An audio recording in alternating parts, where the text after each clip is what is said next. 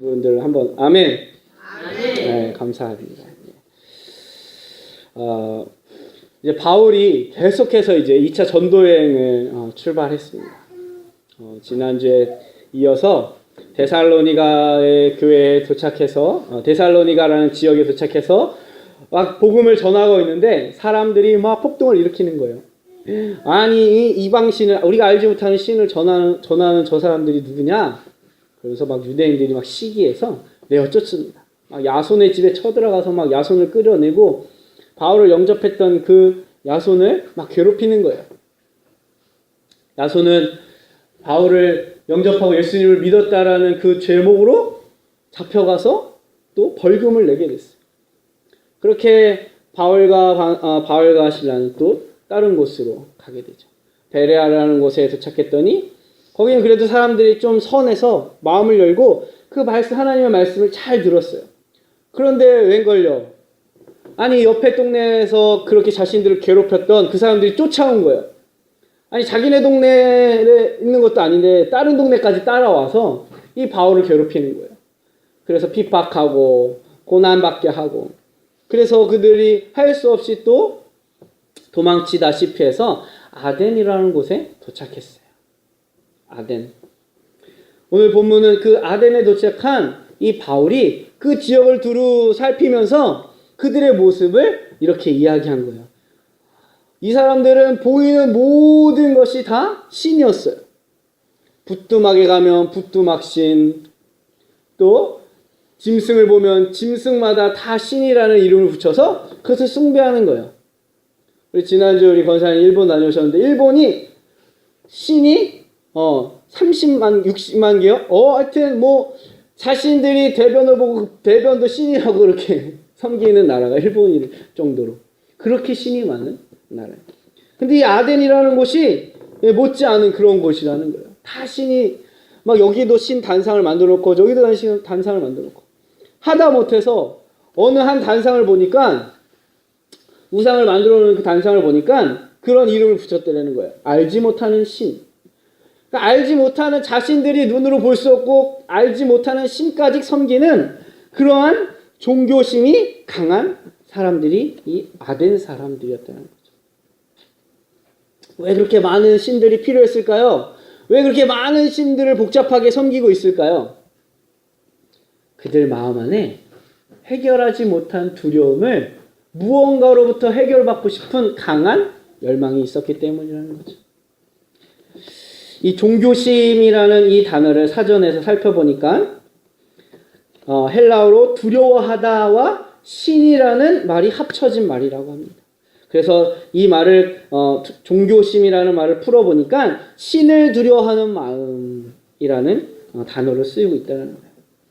아덴 사람들이 우상 숭배와 관련해서 성경에 이렇게 오늘 본문에 언급되어 있는데 이들이 신을 두려워하다라고 말할 때 이들에게는 미신적이다라는 그러한 말과 함께 쓰인다라는 거예요. 미신을 섬기는 거예요. 미신을. 신을 두려워하는데 미신처럼 신을 섬기는 거예요. 그런데 또 그 단어 안에는 경건하다라는 말이 있어요. 똑같이 신을 섬기는데 하나님을 알고 하나님을 섬기는 사람들의 모습은 미신으로 하나님을 섬기는 것이 아니라 경건하게 하나님을 섬긴다는 거예요. 그런데 가만히 신앙생활 하다 보니까 하나님을 섬기면서도 미신처럼 섬기는 사람이 있어. 하나님을 사랑해서가 아니라 두려워서 종교생활을 하는 거예요. 물론 하나님을 가볍게 생각하면 안 되죠. 성경은 하나님을 경외하라고 말하고 있어요. 잠언 9장 10절에 보면 하나님을 경외하는 것이 지혜의 근본이다 라고 말씀하시고 있어요. 하나님을 경외해야 된다고 가르치고 있어요. 공경하고 어려워한다라는 뜻으로 경외라는 말을 쓰고 있어요. 무서움과 공포의 대상이 아니라 하나님의 주권과 영광을 인정하는 그러한 모습으로 거룩한 두려움, 경건한 공경심을 경외라고 하는 거예요. 미신으로 하나님을 섬기면 단순히 공포심과 두려움으로 섬기지만 하나님을 경외함으로 거룩함으로 섬기는 사람은 하나님을 존경하고 그 다음에 하나님을 거룩한 분으로 마음에 품는다라는 거예요. 많은 차이가 있죠. 그래서 이렇게 구슬하는 사람들 보면요, 귀신을 달래면서 쫓아내기를 그렇게 이렇게 막 하더라고요. 그건 경외가 아니라 두려움에서 나오는 미신적 행동이죠. 참신이라고 할 수 없는, 참신앙이라고 할 수 없는 모습인 거죠. 타 종교에서 보면요, 불교나 이슬람, 무속신앙 다 이런 모습이에요. 신의 노여움을 달래서 자신들의 요구를 거래하는 거예요. 내가 이렇게 해줄 테니까 치성을 드려, 이렇게 제사를 드려줄 테니까 나의 이러한 문제를 좀 해결해 줄라. 거래하는 거예요. 자신들의 정성이 신에게 인정되면 거래가 이제 성립되는 거죠. 그러나 이러한 종교심에서는 엄청난 음모가 숨어 있다는 걸 여러분들 기억하시기를 바랍니다. 세상의 종교의 탈을 쓴 이 마귀 사탄은요, 인간의 욕망을 부추겨서 사탄을 숭배하게 만들어요. 그래서 계속 그렇게 구슬하게 만들고 또 그렇게 또 불교에 가서 지성을 드리게 만들고 결국 그렇게 하면서 그 사람 안에 있는 진정한 영적인 생명을 빼앗아간다는 거예요. 죽게 만든다라는 거예요. 늘 말씀드리는 요한복음 10장 10절에 예수님이 온 것은 우리에게 생명을 주고 더 풍성하게 누리게 하는 것이고 마귀 사탄은 우리를 생명을 뺏어가고 멸망시키려고 사단은 우리에게 온다는 거죠. 그래서 세상 종교심을 이용해서 사단은 결국 그 종교심을 이용해서 자신을 숭배하게끔, 사단을 숭배하게끔, 그래서 결국 하나님이 만드신 이 창조물들을 망가뜨리고 사망케 하려는 목적을 갖고 있다는 거예요. 뿐만 아니라 사탄은요, 광야에서 세상의 것을 가지고 명예, 먹을 것, 권력들을 가지고 예수님께 시험했어요. 자신을 숭배하도록 유혹했어요. 그러나 예수님은 말씀으로 사탄을 물리치셨어요. 아멘. 예수님께서 사탄의 유혹을 물리치신 것은 사탄에게 넘어가면 하나님 아버지께 혼날까봐, 심판받을까봐 무서워서 사단을 이긴 게 아니라는 거죠. 자신을 인간들에게 보내신 하나님 아버지의 마음을 잘 알고 있었기 때문입니다. 누구보다 하나님 아버지의 마음을 사랑했고 하나님도 예수님을 사랑하셨기 때문에 능히 마귀를 이길 수 있었다는 거죠. 우리도 하나님의 어떤 마음으로, 우리가 하나님을 믿는다고 할 때 어떤 마음으로 믿고 신앙생활을 하냐에 따라서 우상 숭배가 될 수도 있고 하나님을 경외하는 삶이 될 수도 있다는 거예요. 이스라엘 백성들이 출애굽을 할 때 당시만 해도 하나님을 잘 믿었어요. 출애굽하면서 잘 믿었다기보단 그래도 하나님을 믿고 신뢰하고 광야길로 나섰어요. 애굽의 10가지 재앙이 쏟아부어지고 모세가 이스라엘 백성 60만 군을 데리고 홍해 바다를 가르고 그것을 지나 나왔을 때만 해도 그들은 하나님 앞에 찬양하고 경배했어요. 그리고 모세가 신광야에 이르러 시내산에 올라갔을 때 40일 동안 그가 내려오지 않고 있을 때 아론에게 항의합니다. 우리를 이 땅에 인도해낸, 광야로 우리를 불러낸 그 하나님을 보여달라. 그때 아론이 사람들로부터 금을 가지고 오라고 말합니다. 그리고 그 금을 가지고 황금 송아지를 만들어요. 그리고 이렇게 얘기합니다. 봐라, 너희를 인도해낸 하나님이다. 우상을 만들어 놓고 그것이 하나님이다라고 얘기해요. 그들이 하나님을 안 믿은 것이 아니에요. 하나님을 믿고 있었지만, 하나님을 알고 있었지만 그 하나님을 자신들이 원하는, 자신들이 생각하는 그 방식대로 믿기 위해서 우상을 만들어 놨다. 아덴 사람들의 모습이 이 이스라엘 백성들의 모습 가운데 그대로 있었다라는 거예요. 단순히 아덴 사람들은 단지 하나님을 아직 모르는 존재였기 때문에 많은 우상들을 만들어 놓고 알지 못하는 신이라는 것까지 만들어 놓고 그것을 신이라고 믿고 있었을 뿐입니다. 그러나 실상은 이스라엘 백성이나 아덴 사람들이나 우상을 만들어 그 하나님을 섬겼던 모습은 똑같다는 거죠. 그렇다면 하나님을 경외하는 삶이 되려면 어떻게 해야 할까요? 하나님을 정확히 알아야 한다라고 성경은 말씀하고 있습니다. 성경에는 이러한 말씀을 하고 계십니다. 호세아서 4장 6절에 보면 내 백성이 지식이 없음으로 망하는도다 라고 말씀하고 있어요. 내 백성이 지식이 없음으로 망하는도다. 누구에 대한 지식이 없어서 망하는 걸까? 하나님에 대한 지식이 없어 망하는 거예요. 그 지식이 단순히 하나님은 어떤 분이 이런 지식이 아니라 하나님과 교제하는, 하나님과의 만남 가운데 깨닫게 되는 그런 하나님을 알지 못하기에 망한도다 라고 말씀하고 있어요. 바울은 자신들의 눈에 보이는 모든 것을 신으로 만들고 그것도 모자라 알지 못하는 신을 만들어 섬기고 있는 이 아덴 사람들에게 세상에 유일하신 하나밖에 없으신 참신을 4가지로 알려주고 있다는 것입니다. 첫째는 내가 믿는 하나님이 누구인지 정확히 알아야 한다라고 가르쳐주고 있어요. 두 번째는 내가 믿는 하나님과 내가 어떤 관계인지 알아야 한다라고 알려주고 있어요. 세 번째는 심판하는 하나님을 알아야 한다라고 말씀하고 있습니다. 그리고 마지막 하나님이 나를 얼마나 사랑한지 알아야 한다라고 말씀하고 있어요. 여러분, 저와 여러분도 누군가가 이런 질문을 할 수 있어요. 당신이 믿는 하나님은 누구입니까? 라고 물을 때 우리는 뭐라고 하나님에 대해서, 내가 믿고 있는 하나님에 대해서 설명해 줄 수 있을까? 어떻게 보면 굉장히 간단한 질문인 것 같아요. 되게 쉬운 질문인 것 같은데 우리는 쉬운 것을 쉽게 대답할 수 있는 대답하지 못하는 건 연약함이 있어요.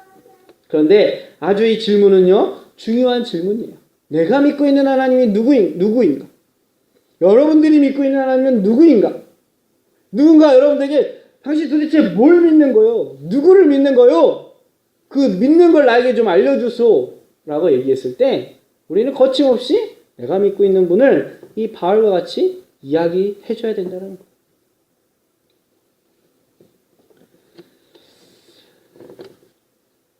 이 질문이 왜 중요하냐면 내가 알고 있는 대로 하나님을 고백하기 때문이라는 거예요. 내가 알고 있는 것만큼 하나님을 고백한다는 거예요. 이러한 이야기가 있어요. 한 가족이 저녁에 둘러앉아 밥을 먹고 이제 후식으로 사과를 깎아 먹고 있습니다. 그 가정에는 어린 아이들이 있었어요.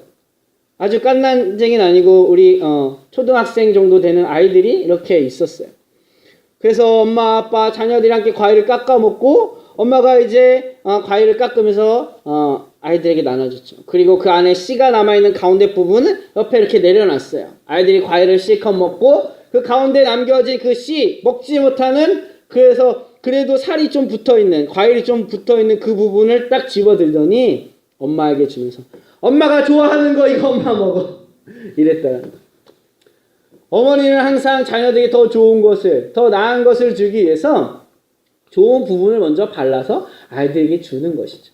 근데 이 아이가 엄마가 평생 그렇게 늘 해오던 것을 보면서 엄마는 항상 그 나머지 꼬투리, 그 찌끄러기를 먹는 모습을 보면서 우리 엄마는 저걸 좋아하는구나 이렇게 생각했다는 거예요. 그러니까 그 꼬투리가 남으면, 그 쪼가리가 남거나 그 찌끄러기가 남으면 이거 엄마 좋아하는 거니까 엄마 드세요라고 엄마에게 줬다는 거예요. 아이의 인식에는 엄마는 그 찌끄러기와 그 꼬투리를 좋아한다라고 알고 있다는 겁니다. 우리가 하나님을 어떤 분으로 인식하냐에 따라 하나님에 대한 고백이 하나님께 영광이 되기도 하고 하나님께 기쁨이 되지 않기도 한다는 거예요. 우리가 마치 하나님 이 꼬투리 좋아하시죠? 라고 우리가 꼬투리, 찌끄러기를 드리는 것처럼 그렇게 오해할 수 있다는 거예요. 하나님은 늘 우리에게 좋은 것 주시고 최고의 것을 주시고 가장 선하고 아름다운 것을 주셨는데, 그러고 보니까 하나님은 이런 것도 좋아하시는구나 라고 착각할 수 있다는 거예요. 그래서 우리가 하나님에 대한 인식을 바르게 가져야 하는 거예요. 그럴 때 우리가 온전하게 하나님 앞에 예배할 수 있고 나의 고백이 바르게 하나님께 고백되어질 수 있다는 거예요. 사도 바울은요 아덴 사람들에게 자신이 섬기는 하나님이 어떤 분인지 정확하게 말해주고 있어요. 24절 보니까요, 우주와 그 가운데 있는 만물을 지으신 하나님께서는 천지의 주제시니 손으로 지은 전에 계시지 아니하시고 라고 말씀하고 있어요. 이게 무슨 말이에요? 하나님은 온 우주 만물의 창조주시라는 거예요. 창세기 1장 1절에 태초에 하나님이 천지를 창조하시니라 라고 말씀하고 있죠. 이 땅의 질서에서도 사람이 만들어 놨다면, 이것을 사람이 만들었다면 이것을 만든 그 사람은 이것의 주인이 될 수 있어요. 그렇다면 이 세상을 만드신 분이 하나님이시라면 이 세상의 주인은 바로 하나님이시라는 거죠. 아멘. 결국 우리가 믿는 하나님은요, 이 세상의 주인이시며 만왕의 왕이시라는 것입니다. 아멘. 누가 당신이 믿는 하나님이 누구요? 라고 물으시면 내가 믿는 하나님은 이 세상을 만드신 창조주이시고 이 세상의 주인이십니다. 그리고 이 땅의 왕이십니다. 라고 고백해야 된다는 거예요. 그렇다면 우리는 세상의 주인이시고 만왕의 왕이신 하나님과 어떠한 관계를 맺고 있는지도 정확히 알아야 된다는 거예요. 그냥 그는 그고 나는 나고 그러면 안 된다는 거예요. 그 사람은 그냥 그 사람인데 그 사람은 누구야? 라고만 알고 있으면 안 된다는 거예요. 그분과 내가 어떠한 관계를 맺고 있는지 정확히 알아야 된다는 것입니다. 어느 왕궁에 한 왕자 아이가 태어났다고 합시다. 그런데 그 왕궁에 반란이 일어나서 그 왕이 급하게 도망을 가야 했어요. 이 갓난아기를 데리고 갈 수가 없어서 저기 자신의 종이었던 나무지기에게 산골 속에 맡겨놓고 도망갔어요. 시간이 한참 지나서 이 아이가 소년이 되었을 때, 어느 정도 어린아이가 되었을 때 왕이 다시 왕권을 가지고 회복해서 이 궁궐으로 입성했어요. 그리고 자신이 사랑하는 갓난아기, 태어나서 얼마 보지 못했지만 그래도 자신의 핏줄을 찾아서 데리고 왔어요, 왕궁으로. 그런데 이 아이가 자신이 왕자인 걸 모르고 사는 거예요. 그냥 나무지기 아들이었 것으로 생각하고 사는 거예요. 자신의 신분이 들키면 죽임을 당할까봐 이 나무지기가 알려주지 않았어요. 그러나 이제 왕이 돌아오고 왕자로서 그 자리에 딱 왔음에도 불구하고 자신이 왕자라는 거를 전혀 인식하지 못하고 여전히 나는 그냥 나무지기의 아들인가 보다 생각하고 왕이 베풀어주고 왕이 허락한 모든 권세와 유익을 누리지 못하고 그냥 종들과 같이 생활하는 거예요. 종처럼. 왕의 식탁에서 같이 밥을 먹어야 되는데 내가 어떻게 왕과 같이 밥을 먹습니까? 나는 그럴 자격이 없습니다. 그러고 저기 구석에 가가지고 신하들과 같이 밥을 먹어요. 부뚜막에 가가지고 나머지 밥을 먹는 거예요. 왕이 이 모습을 얼마나 가슴 아파하겠어요. 너는 왕자야 라고 아무리 가르쳐줘도 아니에요 저는 종이에요 라고만 이야기하고 있는 이 어린 아이를 보면서 왕이 얼마나 마음 아프겠어요.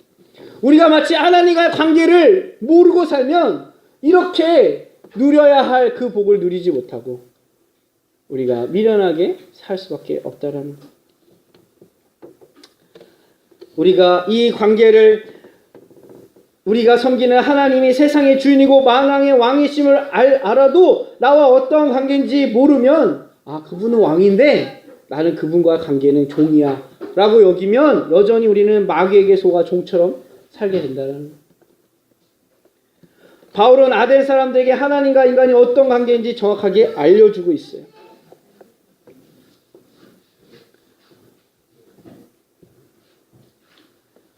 25절 보니까 또 무엇이 부족한 것처럼 사람의 손으로 섬김을 받으시는 것이 아니니 이는 만민에게 생명과 호흡과 만물을 친히 주시는 이심이라. 우리가 그를 힘입어 살며 기동하며 존재하느니라. 너희 시인 중에 어떤 사람의 말과 같이 우리가 그의 소생이라 하니. 아멘. 사도 바울은요, 하나님과 우리와의 관계가 어떠한 관계인지를 설명해 주고 있어요. 하나님은 나의 주인이 되시며 우리의 아버지가 되신다라고 알려주고 있어요. 창세기 2장 7절에 보니까 여호와 하나님이 땅의 흙으로 사람을 지으시고 생기를 그 코에 불어넣으시니 사람이 생명이 되니라. 아멘. 저와 여러분들을 누가 만드셨다고요? 하나님이. 어떻게 해요? 코에 생기를 불어넣어 사람으로 만드셨다라. 그러니까 우리의 주인, 우리의 생명의 호흡의 주인은 누구예요? 하나님이시라는 거. 그래서 사도 바울은 우리가 기동할 수 있는 힘을 얻는 건 누구로부터? 내가 건강해서 부모님이 잘 낳아줘서가 아니라 하나님께로부터 주시는 그 은혜로 말미암아 내가 그 힘으로 움직일 수 있게 되었다. 손가락 하나 까딱하는 거 이거 여러분 누구의 은혜예요? 하나님. 제가 옛날에 허리를 다쳐서 잠깐 누워 있었는데 정말 발가락 하나 까딱하는 것도 내 힘으로 안 되더라고요. 하나님이 허락하지 아니하시면 안 된다라는 거예요. 그런데 그러한 하나님이 은혜 주시는 그 하나님이 누구시냐? 바로 우리의 아버지가 되신다는 거예요. 누가복음 3장 38절에 보니까 그 위에 에노스요, 그 위에 셋이요, 그 위는 아담이요, 그 위는 하나님이시라. 하나님의 족보를 쭉 누가복음에서 설명하고 있어요. 예수 그리스도까지. 그러면서 우리의 소생이 어디서부터 출발되었는지 말하고 있는 거예요. 저와 여러분들의 조상과 할아버지와 할아버지 위로 올라가면 결국 누구를 만나요? 하나님을 만난다. 그래서 저와 여러분들은 누구의 소생이에요? 하나님의 소생이다. 갓난아기가 부모님을 떠나서 살 수 없듯이 인간이 하나님을 떠나면 살 수가 없습니다. 우리가 살아가는 이 생명과 호흡 하나님께로부터 나왔기 때문이라는 걸 믿으시기 바랍니다. 또한 만복의 근원이신 하나님만이 우리에게 참된 복, 여러분들이 생각하는 복이 여러분들을 행복하게 만들어줄 것 같고 여러분들을 평생 지켜줄 것 같죠? 아닙니다. 하나님께서 주시는 그 복이야말로 그것이 우리를 행복하게 하고 우리를 영원토록 지켜줄 수 있다는 거예요. 하나님과 바른 관계를 유지할 때 이런 복을 누릴 수 있게 된다는 것입니다. 아멘. 자녀가 자녀답지 못할 때 우리는 불효자 또는 더 심하면 폐륜아 이렇게 이야기합니다. 하나님을 아버지라 부르면서 하나님께 모든 힘을 공급받고 생명을 부여받았으면서도 불구하고 하나님의 뜻을 거역하고 다른 우상을 사랑한다면 이 역시 불효고 폐륜이라는 모습. 온전한 관계가 유지되기 위해서는 하나님이 요구하시는 하나님의 자녀의 모습을 가지고 살아야 한다는 거예요. 마치 저의 아들이 저에게 모든 것을 공급받고 제가 아버지로서 해줄 수 있는 모든 것의 혜택을 저희 아들이 누리면서 저기 다른 옆집에 있는 아저씨를 아빠라고 부른다면 제 마음이 어떨까요? 무너지겠죠. 그리고 제가 공급해 줄 수 있는 모든 것을 끊어버리겠죠. 네. 하나님은 그렇지는 않으실 거예요. 네. 우리가 저 자녀가 내가 아버지임을 안다면 제가 요구하는 모습대로 살아야 될 거예요. 하나님을 잘 섬기고 믿음 생활 잘하고 부모님한테 공경하고 이러한 기대하는 모습대로 살아가야 된다는 거죠. 우리가 하나님의 자녀라면 자녀의 모습으로 우리가 살아가야 하는데 하나님 우리한테 대단한 거 어려운 거 힘든 거 그런 거 안 시키세요.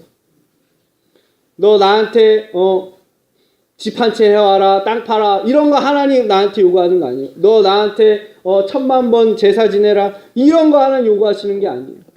하나님한테 우리한테 요구하시는 하나님의 자녀로서 하나님 믿는 사람으로서 우리한테 요구하시는 가장 기본적이고 가장 중요한 것 그것이 바로 회개라는 것입니다.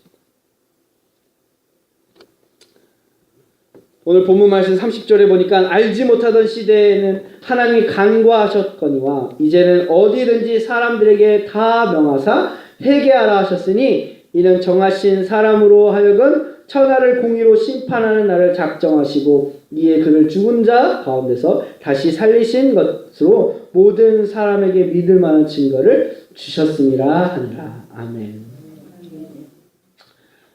바울이 아덴 사람들에게 인간이 하나님께 심판받을 수밖에 없는 죄인이라는 것을 알려주면서 예수 그리스도께서 인류의 죄를 대신해서 죽으시고 다시 부활하심을 통해 회개하여 구원의 길을 열어주셨음을 알려주고 있다는 겁니다. 저와 여러분들이 이렇게 하나님 앞에 나와 예배할 수 있는 것 예수 그리스도께서 우리의 모든 죄를 대신하여 십자가에 죽으시고 부활하신 그 은혜로 말미암아 내 죄가 용서받았음을 믿고 회개하여 그 자녀의 권세로 그 자녀의 은혜로 이 자리에 나와 예배드릴 수 있게 된 걸 믿으시길 바랍니다. 아멘. 그 은혜가 큰 것이라는 것을 여러분 깨달으시기를 축복합니다. 은혜 하나님과의 관계에 있어서 가장 중요한 대목이 바로 이 부분이에요. 지금 설명해드린 부분. 만약 예수님이 아니었다면 그 누구도 하나님의 공의의 심판을 피할 수 있는 사람은 아무도 없어요. 착하게 살아도 돈이 많아도 오늘 아침에 우리 주일학교 애들 예배하면서 부른 찬양이 있어요. 돈으로도 못 가요 하나님 나라, 잘생겨도 못 가요 하나님 나라, 어여뻐도 못 가요, 힘으로도 못 가요, 능으로도 못 가요, 권세로도 못 가요. 거듭나면 가는 나라 하나님 나라. 거듭날 수 있도록 회개하여 거듭날 수 있도록 우리에게 은혜 주신 분이 바로 예수 그리스도라는 것을 믿으시기를 바랍니다. 아멘. 그거가 아니고서는 하나님 나라에 들어갈 수가 없어요. 그러면 하나님 나라에 들어가지 못하면 그 다음은 뭐예요? 뭐예요? 지옥 가는 거죠. 세상 사람들이 말합니다. 아 무슨 험상궂게 지옥이냐. 아 하나님 사랑이시라면서 왜 당신의 사랑하는 자들 다 지옥 가게 낸드냐? 라고 그렇게 묻는 사람들이 있어요. 아닙니다, 여러분. 그건 사단이 그 사람을 미혹하는 거예요. 성경에 어디 하나님이 지옥 가게 만드셨다고 말씀하셨어요? 구원받아 천국 가게 하셨다라고 말씀하셨어요. 사람들은 그 구원받기 위하여 예수 그리스도의 십자가 앞에 나오는 것이 싫으니까 사랑의 하나님이 어쩌고저쩌고 지옥이 어쩌고저쩌고 얘기하면서 하나님의 사랑을 거부하는 거예요. 누가 만들었어요? 사단이. 그렇게 만든 거예요.